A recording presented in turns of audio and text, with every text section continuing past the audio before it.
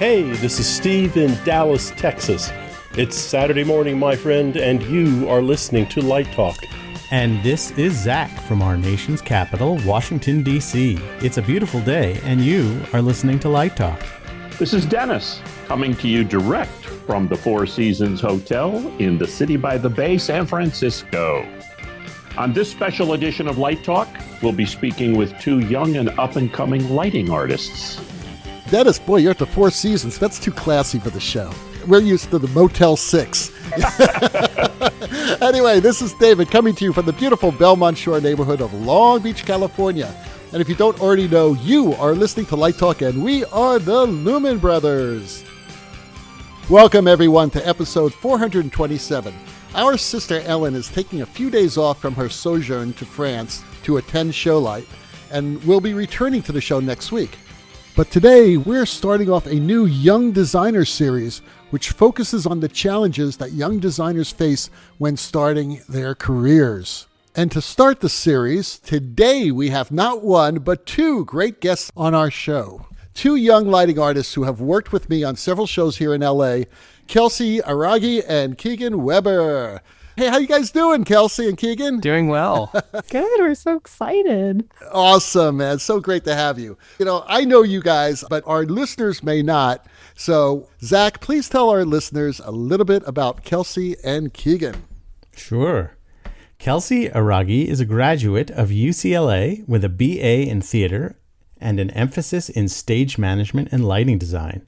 She works as a freelance designer and stage manager for various local institutions and has experience in programming, drafting, and equipment support through her internship at ACT Entertainment. Kelsey works full-time at LumaLux, a design equipment rental and procurement company. I'm familiar with this company. Yes, you are.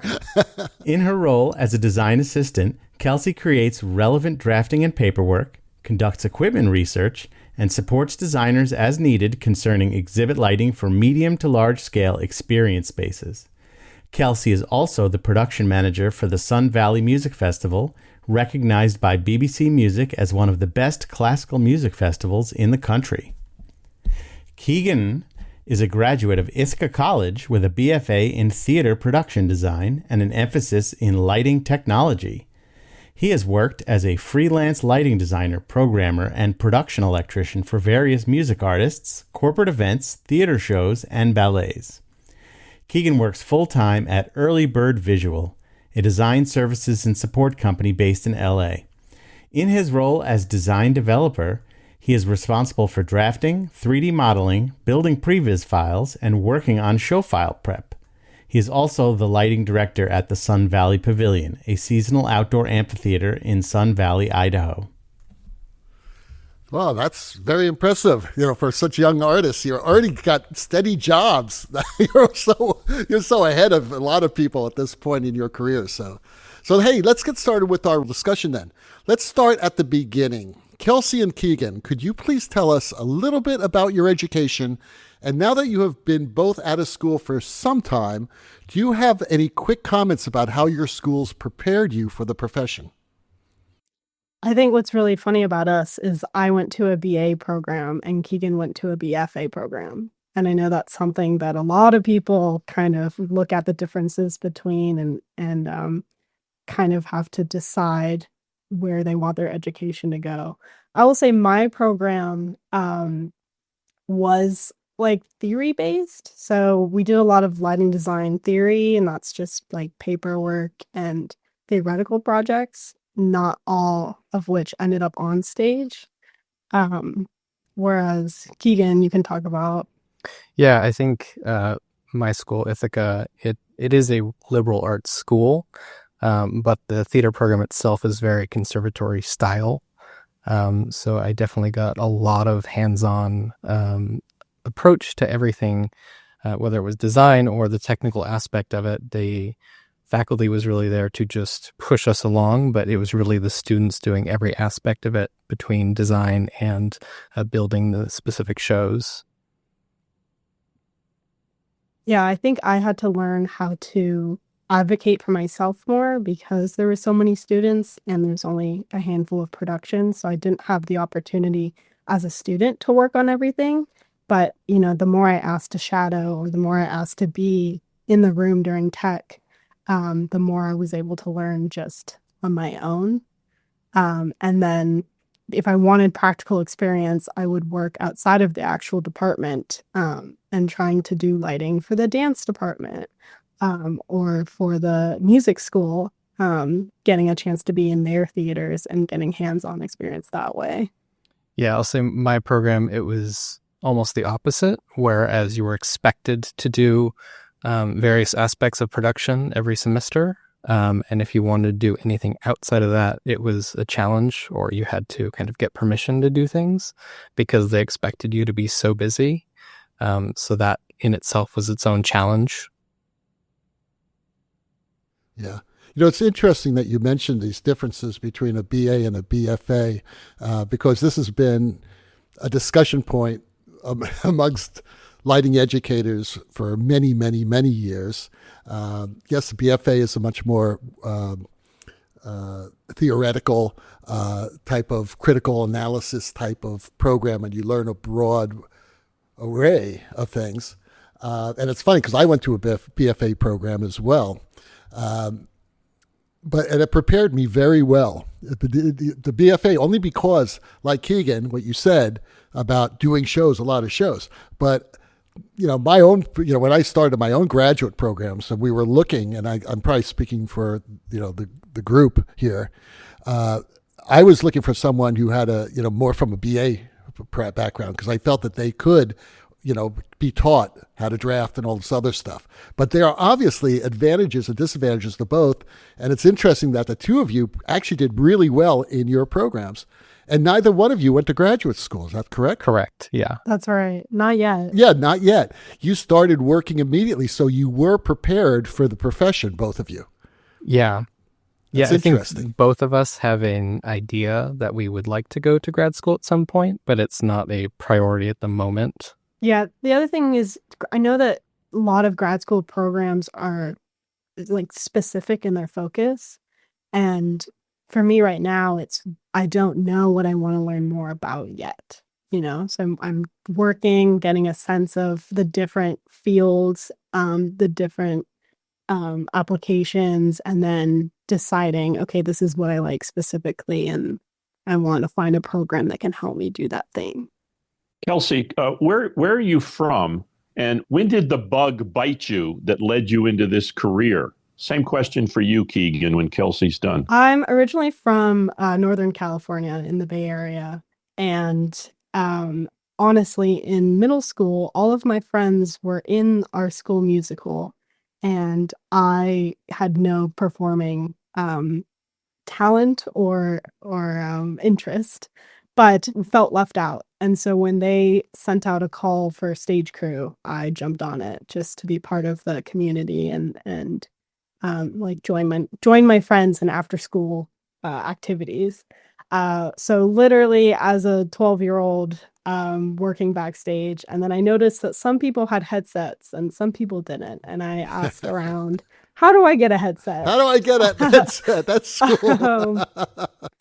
And then our technical director actually took me under his wing, and I helped him out at our local theaters, community theaters, and started getting paid to actually be there and be an extra body in the room. And then in high school, I was our ASM and SM doing the shows. And then I started working at my local performing arts center as a stagehand, and honestly thought I was going to be a software engineer until college application time came around, and I was like, well, I'm already making money working in a performing arts theater, so I might as well get a degree in it and then hopefully make more money that way. Makes sense. Yeah, I'm originally from Idaho, and a small town in Idaho, and I remember in elementary school we used to have to be part of the shows. They would do like a Christmas show every year or something, and I remember looking up at the catwalk and seeing the technical producer or technical director up in the catwalks, and I always thought that was interesting. And then kind of as I moved up into middle school, the TD for the school theater left and a new person took over, and they had a lot of drama and experience teaching, but not with the technical aspect of it. And so they kind of looked at students to kind of learn some of these things. And from there, it kind of just grew into a love for theater and lighting specifically. And then in high school, I started working more, started doing like the actual lighting design for shows and helping out with the theater itself outside of school hours. And then I started working at some of the local theaters doing lighting design or electrician work or anything like that. And then during my summers, I would work at a large venue to just, push boxes, push cases, hang lights. And that's kind of really how I got into it. That's quite a journey. Idaho to Ithaca Yes. to Los Angeles. Why did you choose Ithaca and then why LA as opposed to New York? I actually had a really hard time picking a college. My college council advisor was great, but he knew nothing about theater. He's like, I've never, sent somebody to theater school, so he didn't know how to help me. So it was a lot of looking, and then I started talking to people in the theater scene near me, and two people I work with frequently, they had gone to Ithaca and they had graduated, and they said, hey, this is a wonderful program. You should check it out. And so I went and checked it out, and I kind of fell in love with the area and I fell in love with the school. So that's how I kind of got there. And then from that, after graduation, it was kind of that big decision. Do I want to go to New York or do I want to go to LA? And part of it was that I wanted to be closer to home. So West Coast is a little bit better for me, but also I found a wonderful job here, a great opportunity. So I kind of couldn't pass it up. Better weather. Yeah. Much better weather. But, Ithaca is a great undergraduate Yes. school, especially for technical theater, and has been that way for decades. So, I think you chose wisely, Keegan. Yeah, and something that was also important for me was finding a program that didn't have a graduate program, because I wanted to be able to have that more hands-on experience, and I didn't want it to all go to the graduates. My program had the graduate students, which I think was both a positive and a negative. They all came with a lot of experience and a lot of different life experience. So as a college student, talking to somebody who is a little older and who had, the start of their career before they decided to go back to school was helpful to get that insight and get, advice from them. But then on the other hand, they did get priority when it came to school productions. And so it was more assisting and more shadowing opportunities rather than designing. Yeah. It was interesting this past weekend at your alma mater, UCLA, was Design Showcase West. Lori and I went to look at the students' work there, and it was just absolutely amazing. I'm going to talk about it more on next week's show. But UCLA is an awesome, awesome school also, with great professors and great theater program. But, Kelsey, it just sounded like when you were talking about your background, you got a lot of practical experience as a stage manager before you even went there. So that is pretty cool. And that probably helped you out a great deal. As a stage manager, I think I succeed because I have experience working in every role in a theater. I've spent the time being a stagehand. I was a dresser. I was a puppeteer for a show. I was an electrician. I've been an ASM. I've run the spotlight. I've done everything at least once. And so, but then it helps, right? As a lighting designer, knowing how a spot operator operates, it helps.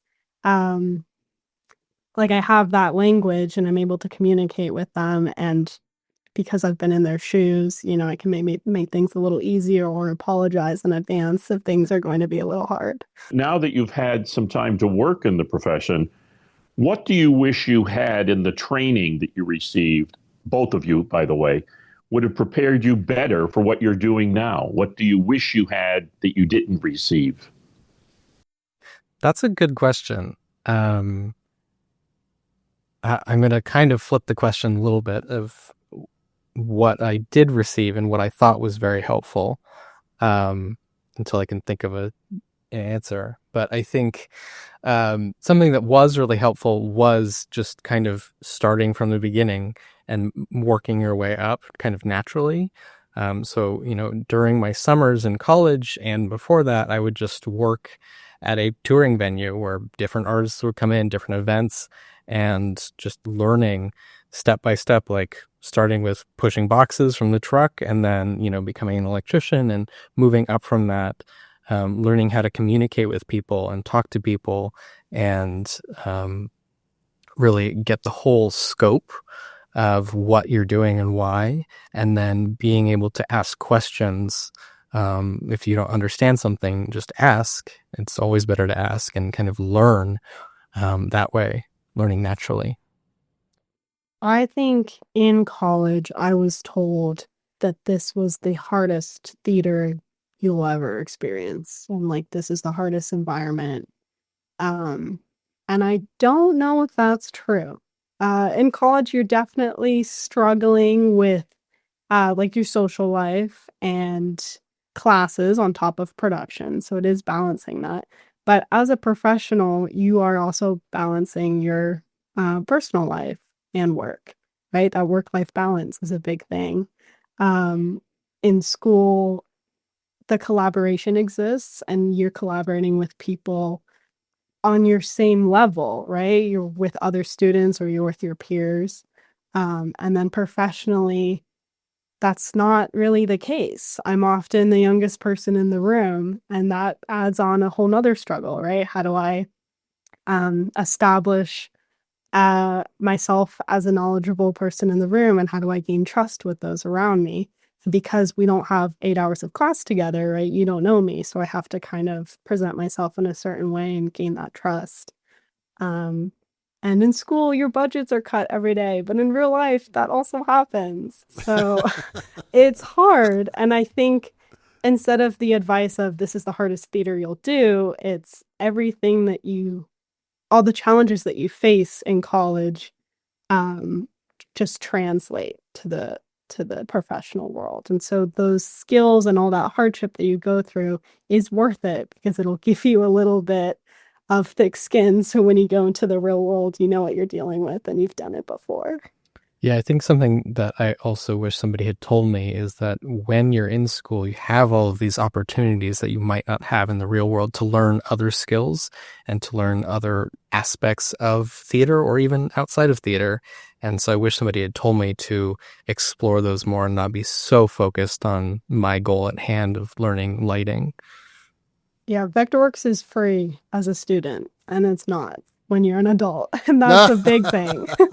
That's like a rent payment. Yes. Vectorworks. It's interesting that you guys mentioned that, as the parent of a soon-to-be college-age high schooler, my wife and I go back and forth because, similar to you guys, I had an experience where I went to college. We talk about it. We call it the conservatory model. It's like people who already kind of know what they want to be when they grow up, and they're able to kind of charge forward in that. And, Keegan, it really speaks to what you're talking about, because for so many people, the college experience is all about finding who you are and what you want to do and what you want to be. And in some ways, if you're lucky enough to be talented and motivated in a specific kind of career, you do sometimes miss out in discovering, oh my God, I love literature, or I'm really good at learning Russian or something like that too. That this experience where we may not be as exposed to all the other things that these great colleges, especially the ones you guys went to, had to offer. But all that being said, I think the other thing that's interesting about both of you is it sounds like by the time you got to college, you had already been earning a paycheck. And so can you tell us a little bit about those early professional jobs that you had and how you found them, and, how you got into designing and programming on a professional level? I think I know that people love talking about themselves. This is advice that I give everybody. People love talking about themselves. And so from my perspective, the best way to get your foot in the door is to just ask someone to tell you what their day is like. right? Well, what is it like to be a designer on the show? What's your day to day? And that usually ends up into, well, I'm on a break right now. Let's go get coffee. Let's go talk about it, right? And just giving someone the opportunity to just kind of vent and share all about themselves. And if you play your cards right, at the end of that conversation, you just go, wow, that's really interesting. I would love to do something like that one day.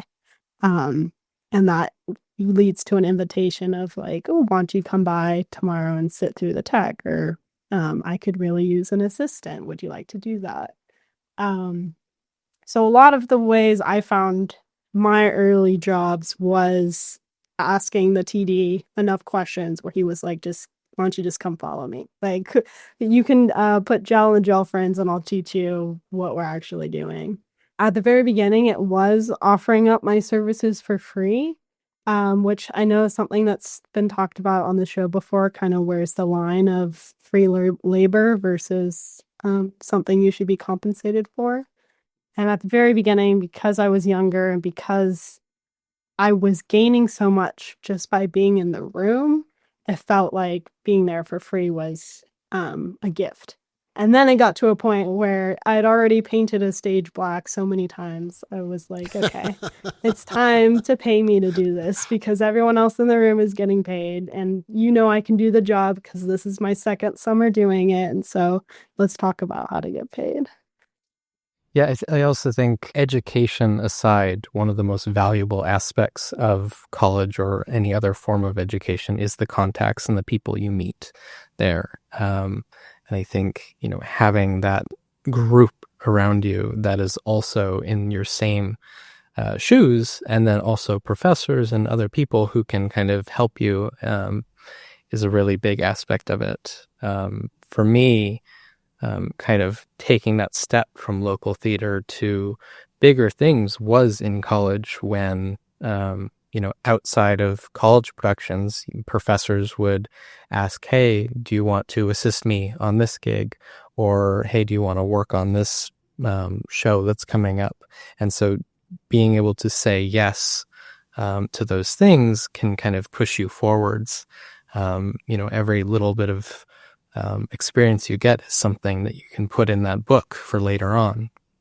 And so just using every tool and every person respectfully is kind of the best step.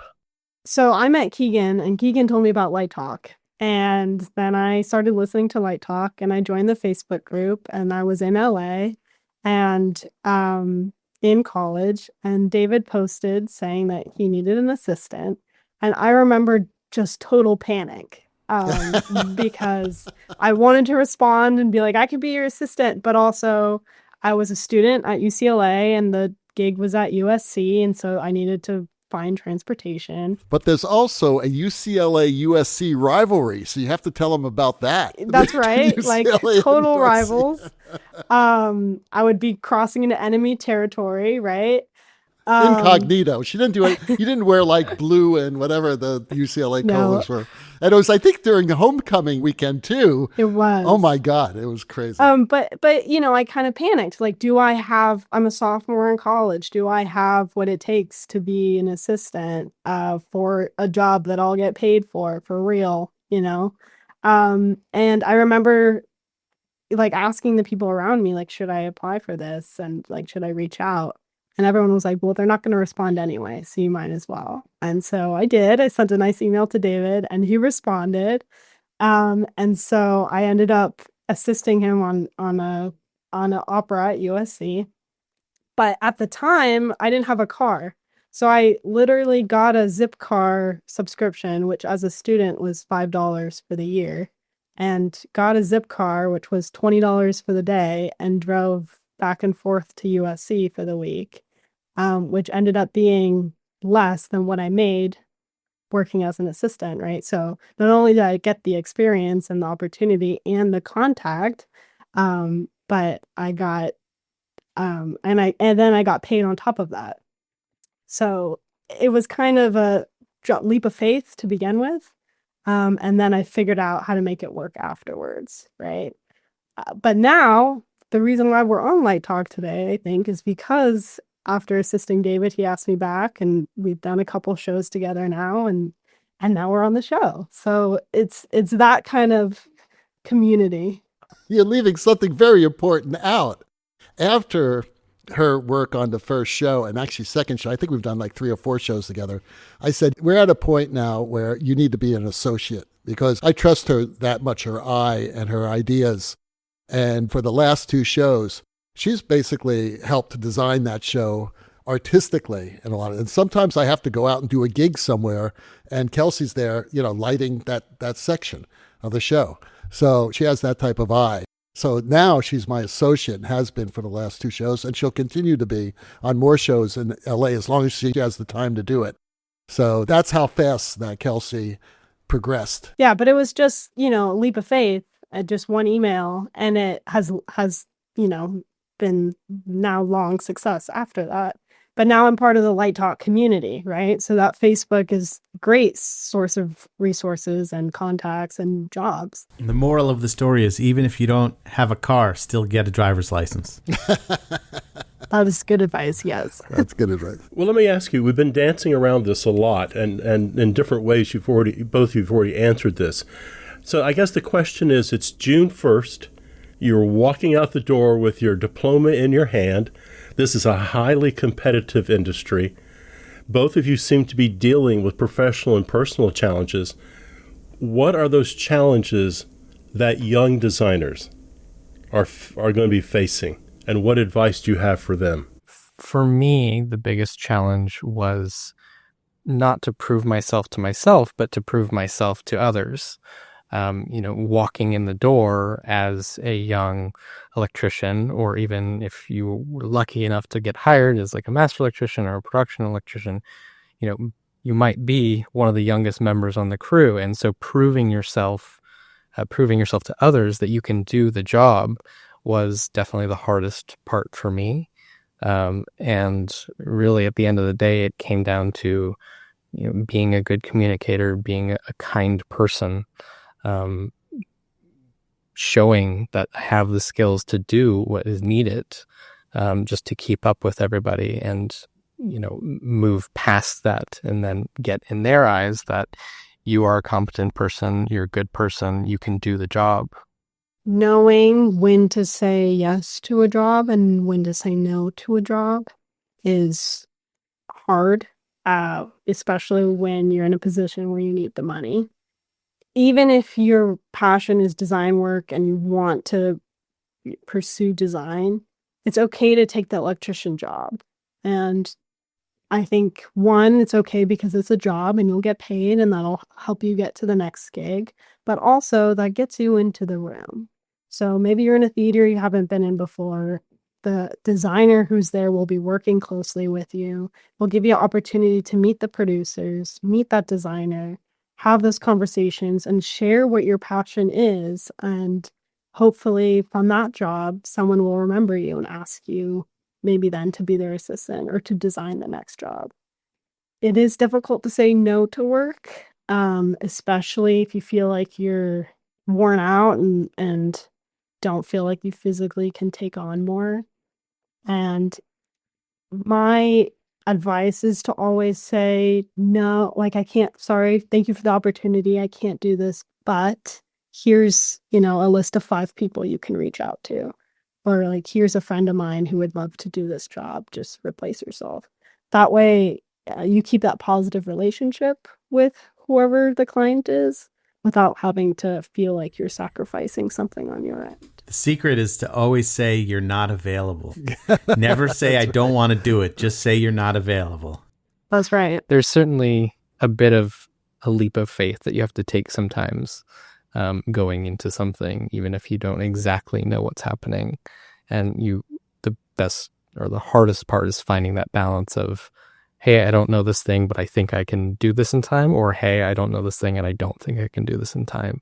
And so kind of learning yourself, trying to figure out like, hey, can I do this or no? So I'm going to throw you guys a curveball, because I think this is a very special thing that I think a lot of our listeners will associate with, will understand. The 2 of you are partners. How did you guys meet, first of all? after college, I decided to go back home for the summer. And at that point, I had worked my way up at the venue. And so I had become like the lighting designer for the venue. So when there was a touring show that would come in that didn't have a lighting designer, or if there was a conference or something, I would be that. Otherwise, I would be just a hand. So I decided to go back to that for one summer just to kind of make some money, get my feet on the ground before really moving on and doing something else. And so I was working at that venue as a venue technician and designer when Kelsey came in with one of the shows, and that's how we met. That's pretty awesome. So with this relationship you've had for several years now, how has that helped you in your artistic world and in your professional world? Because you're both lighting designers, programmers. How has that assisted? I can only imagine that it could assist and not hurt, but maybe it does hurt. You can just, just because I know that a lot of young people say, oh, I'm never going to get involved with another designer because we're going to be arguing all the time. Or, I want somebody, totally out of the theater world. Why don't you tell our listeners about the great things there are about being partners? That's funny because that's the mentality that I had. I was not interested. No actors, no anybody related to theater. I was like, when I go home, I need a break, right? And then, of course, I met Keegan, and I find that we inspire each other a lot. And because we're currently working in kind of parallel fields, we're often able to each experience new things that we can then share with the other, right? So Keegan will often have new pieces of gear in hand that he gets to play with and work with and program too. So then he shares out with me. And so now I get all of this insider knowledge and kind of excitement, and helps me keep updated with all the new things. And then, I'll be working on something we're working with different design firms and general contractors, and it presents a whole new set of challenges that I can then pick his brain for, because he's not in this environment. And so it's kind of an outside perspective, but because we speak the same language, I don't need to go through all the details. I can just paint a picture and he can relate to it and help me out. Yeah, I think it's nice because although we do have very much the same skills, we can go about things in a different way and kind of bounce ideas off of each other. And Kelsey might say like, hey, I'm going to do this thing this way. And then I would be like, oh, I've never thought about doing it this way. I've only ever done it the other way. And so kind of having that check and balance to figure out a new way to do something has been really nice. Also, just having a person that understands the crazy schedule of theater is very nice. Getting home late or waking up early to do something, that your partner understands. That's something that's very nice. We also do freelance work together. As a team. As a team. That's awesome. Yeah. Yeah. So good. Either a designer and assistant relationship, or we're currently doing a couple of installs. And so Keegan's the more technical, kind of talking about the gear list, talking about pricing and the limitations of the venue. And I'm more client facing and kind of translating that and being able to share what the big picture is and how we're going to get there without getting too into the details of it. Speaking of installs, you're working with a company, a friend of ours, Philip Powers, his company, LumaLux. And I bet you've learned a lot from that, right, Kelsey? Because you're doing a lot of like ships and cruise ships, things like that, a lot of installs. That's right. Yeah. It's a production company, which is great because it gives me that financial security and constant work, being in a full-time job and having those benefits associated with that. But then on the flip side, I don't get to decide what projects I'm working on. And so I get a lot of variety and a lot of things that I probably wouldn't be able to do on my own. But still, when something comes down the pipeline, it's like, all right, I'll help with this. Keegan, we heard you've recently worked on some shows for Coachella. What was that like? Yeah. So the company I work for, Early Bird Visual, we are kind of a full scope design services company. And so typically in my role, the thing I do the most is build previs files for shows. So a show will come in and say, hey, we're going to do this show. We want to have a previs file made for it. So typically we use Depends, which is a previs software. And then we almost exclusively work in MA. So we'll build a previs file and a show file for them, and then they can use that to prep the show. So we've done Coachella a couple of years. We've done various sets for Coachella. And so kind of the biggest thing I've learned through all of this is the communication aspect of it. Typically, we are the middleman between the production company putting on Coachella and the individual artists. So typically we're the ones getting the patch information and the plots and all these things, and we're digesting them down into a real life thing, quote unquote. So, we're often the ones to find mistakes, things first, although it's not real, it's previs, we are building the stage for real in previs. And so, we are often the ones to find issues first. And so we kind of communicate those issues back to the production company and then also to whatever artist we're working with. So that's been kind of a joy and really interesting new kind of aspect of lighting design. And just as a side note, Keegan has programmed for some of my professional shows, and he's an excellent programmer. He came in and saved our butts one time when we lost the programmer, and he came in and just did a great job. Yeah, something I haven't kind of expected working this specific job is that I'm not actually often programming, but I'm kind of under the hood doing all of the technical aspects of a show file, the patch and the 3D data and things like that a programmer wouldn't often touch. But we're doing our best to support programmers and support the technical aspects of the show. So Keegan and Kelsey, we're going to have to take a little break here because we have to pay our bills. You are listening to Light Talk, and today Light Talk is sponsored by... It's a public service announcement from No More 10 out of 12s regarding IATSE New Year resolutions. Let's be honest, those New Year resolutions you made, dead, buried next to the 12-3 you swore you would repair after the last show. Remember what you wrote down? Walk 10,000 steps a day. Sure, between the truck and your bad career decisions. Stop complaining at load-in. You complained about stopping to complain. Asking, is it lunch yet, every 15 minutes. It's not lunch. It is never lunch, pork chop. It's time to stop pretending. Let's get real. You need help. Here are your new, achievable 2025 resolutions for those of us who live in the shadows of the truss and whisper to gaffer tape rolls like it's an old friend. Resolution number 1. T-shirt patience. In 2025, I will not shank someone for a free T-shirt before the truck is unloaded. No more shaking down the LD like you're in a backstage episode of Narcos. Let the shirts come to you, Grasshopper. That is how you build character. Resolution number 2. Cable coiling direction. This year, I will stop pretending cable coiling is a personal art form and start treating it like the sacred cult ritual it is.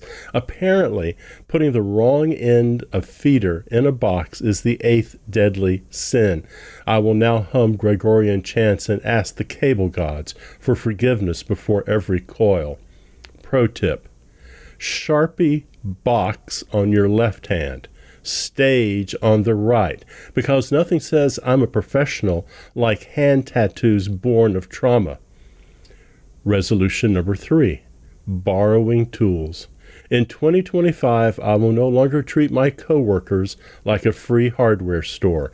No more, hey, can you bring a drill tomorrow? Or, got a wrench I can use today? I lost the last one you loaned me. I will invest in my own gear because nothing says adulthood like blowing your coffee money on a mag light. Resolution number 4. Respect the box labels. In 2025, I will stop flipping boxes like they're contestants on Nailed It. If the box says, do not stack, I will not build a Tower of Doom. If the box says, do not flip, I can 360 it, I can stack it, I just will not flip it. If the box says fragile, I'll fragile the heck out of it. I will fragile it up. When you look up fragile in the dictionary, you will see my photograph. I will fragile it like I'm handling relics from the Ark of the Covenant. If the box dies under my watch, I will mourn it. And by mourn, I mean blame the overhired college kid and move on. And finally, resolution number 5, no more back in my day monologues. In 2025, I will stop lecturing the younger crew like a ghost from the Trojan War. Furthermore, I will resist the urge to say things like, back in my day, we clocked in, opened the truck, and said, let's shake hands with danger. If someone really wants to know how it was back in the day, they will ask. Pro tip, they will never ask how it was back in the day. This has been a public service announcement from No More 10 out of 12s. And now, back to Light Talk. Kelsey and Keegan, one of the things you mentioned, especially you, Keegan, said a lot of times you find yourself working under the hood and doing a lot of high-tech work. Both of you at this point in your life are on a fixed income. You have to work when the jobs come in. You don't have a lot of time for free exploration and learning. How do you keep up with the technology? You can't just run off to France and see show light or do an LDI. So how do you find and keep up with everything that's at your disposal? That's a good question. I think it kind of depends on where you are and the access you have. If you are in a bigger city with one of the big shops, sometimes those shops put on events, like some of them here in LA, they'll put on like a big mixer party. And so they'll show off new gear. And so you can go in the evening and meet people and see new gear. And that's a great way of doing it. If you don't have access to something like that, I think just looking at social media, following these lighting companies on social media, seeing what new gear they're putting out, going to their websites and seeing all these things, reading the manuals, as boring as that might be, you can get creative ideas for that. Also, a lot of lighting companies have free visualizers built in, MA and ETC, and you can download the fixture profile for that and play around with the fixture and see what it does in 3D. Sometimes Kelsey and I will take time off work and we will go to LDI, just a short drive away and, see things there. So I think it really depends on your access, but at the end of the day, it's having the drive and wanting to learn. There's so many avenues to find stuff. We're subscribers to Live Design magazine, so that comes every once in a while. We take a look through there, and Live Design is my landing page on my computer. So every morning, instead of reading the news, I kind of browse what's going on in the world. Ellen's going to love to hear that, Kelsey. Oh, yeah. But some things I would have no idea. I share that with people, and then other people share things with me, and kind of encouraging that conversation is a good way to get exposure to it.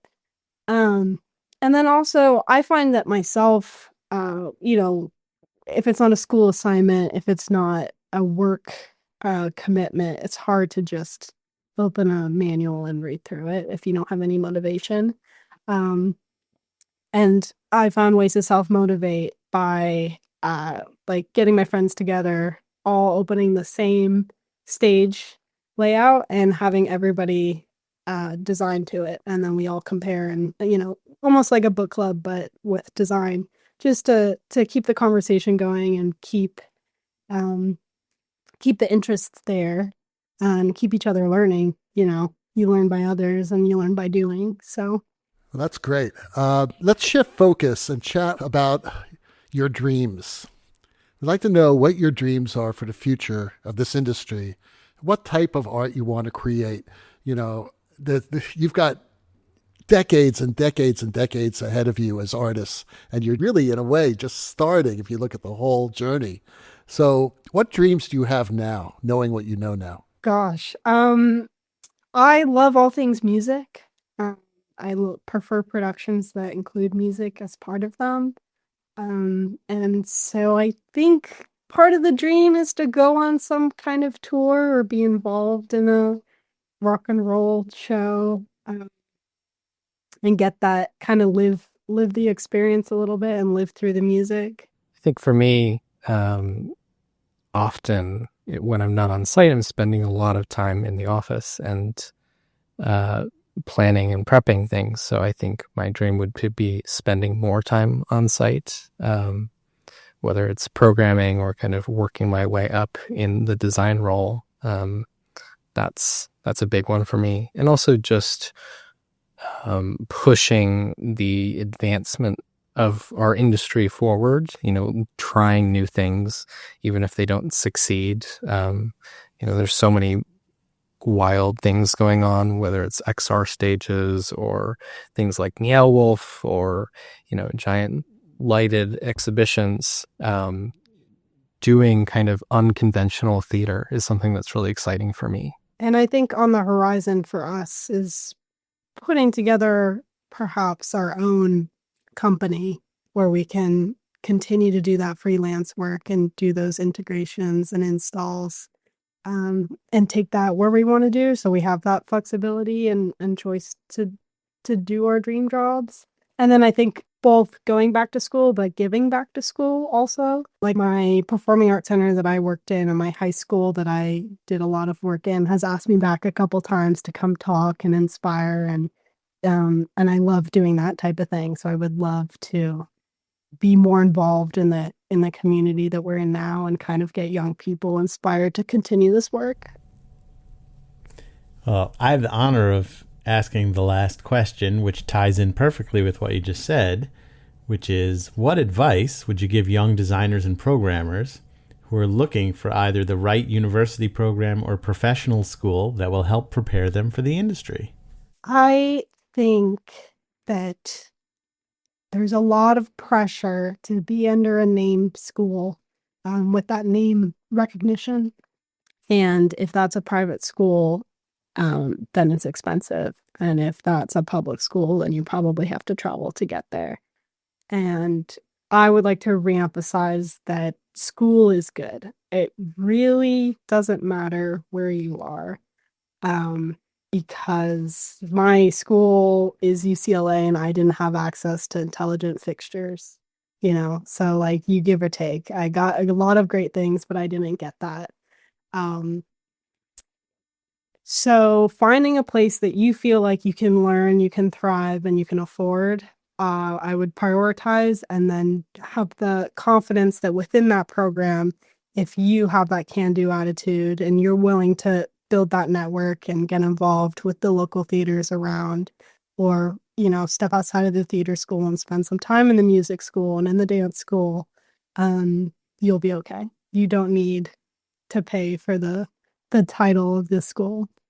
Yeah, I think there's often, especially when you're young and you're either out of high school or anything similar, there is that pressure to go right to college and to do exactly what you're going to do for the rest of your life. And I think that might be a bad notion. I think it's a very valid thing to not know exactly what you want to do and to go out and explore before you go to school. So, if that's after high school graduation, you want to go and work for a year or 2 years, and then you can both afford a better school or the school of your choice more, or if that just helps inform you of what choice you want to go down, what path, then I think that's great. I think life experience and experience just working in the industry, even if it's not your chosen role, is very valuable to that in the end also. Well, Kelsey and Keegan, First of all, thank you so much for taking the time to be with the Lumen family today. And I just want to tell you guys, and I didn't know if I explained this to you before, the Lumen family has decided that we're going to bring a lot more people your age on the show, because a lot of our listeners are people your age and younger.